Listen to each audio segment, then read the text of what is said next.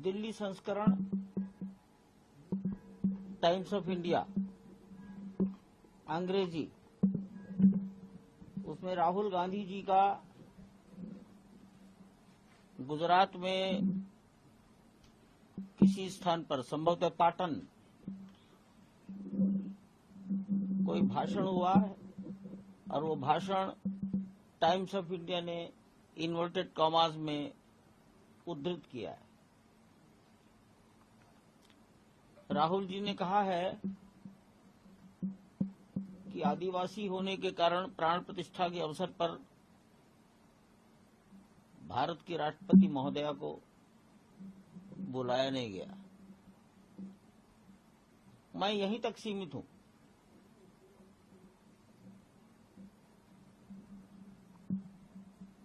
इस वाक्य ने, ये वाक्य आज बोला गया या कब बोला गया मालूम नहीं, लेकिन कल छपा।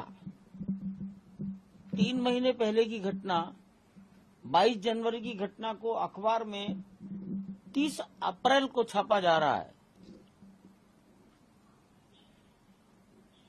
इसके कुछ निहितार्थ हैं, इसलिए मुझको ये कहना पड़ा कि उन्होंने तथ्यों की जानकारी नहीं की। समाचार पत्र ने भी तथ्यों की जानकारी नहीं की। राहुल जी को किसी ने बताया होगा, उस बताने वाले व्यक्ति ने भी तथ्यों की जानकारी नहीं की। इसलिए मैंने लिखा है कि वो वक्तव्य का भाग जो अयोध्या से संबंधित है, रामलला से संबंधित है, वो असत्य है, निराधार है और भ्रामक है, भ्रम फैलाने के लिए किया गया आज के वातावरण में।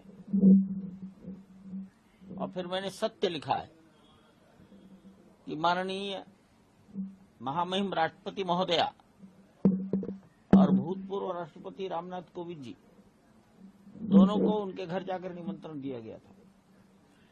रामनाथ कोविंद जी की तो बहुत चर्चा थी, वो आ रहे हैं, छावनी में ठहरेंगे।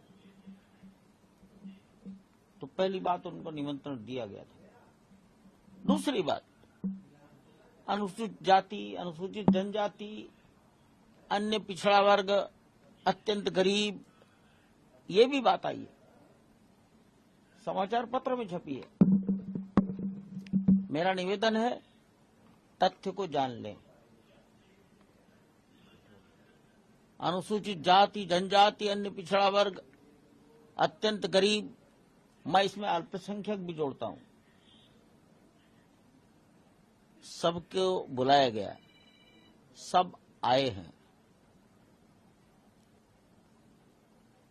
ऐसे लोगों को बुलाया गया जिन्होंने देश में कुछ यश प्राप्त किया, जिनके कार्यों से हिंदुस्तान का सम्मान दुनिया में बढ़ा।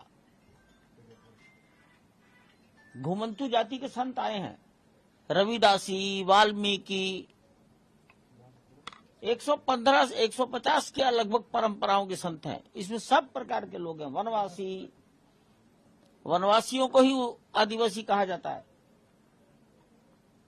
आदिवासी शब्द ये भारतीय परंपरा का शब्द नहीं है, ये विदेशियों ने दिया है। अन्यथा हिंदुस्तान में कोई आदिवासी नहीं है, सब आदिवासी है। हमने डोम राजा को बुलाया है, गुड़ मंडप में बैठे हैं।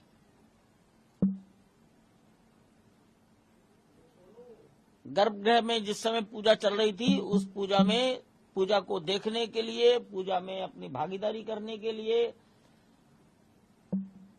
ऐसे व्यक्ति सपरिवार आए और गुड़ मंडप में बैठे। ये बात ध्यान देने की है।